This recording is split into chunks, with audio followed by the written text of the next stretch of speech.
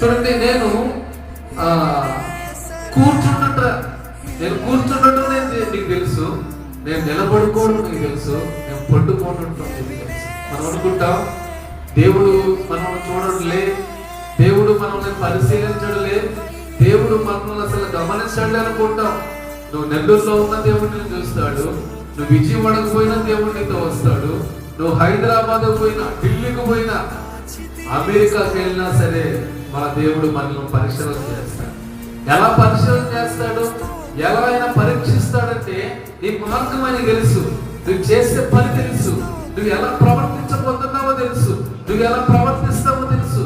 నువ్వు కూర్చుంటుట, లేచి నిలబడేది, ప్రతిది, ఎవ్రీథింగ్ ఆయన నిన్ను పరిశీలన చేస్తాడన్న విషయం జ్ఞాపకం. ఈ రోజు నువ్వు ఒంటరిగా ఉన్నావేమో, నువ్వు అనుకోవచ్చు ఒంటరిని, నాకు అందరూ ఉన్నారు, అయినా సరే ఈరోజు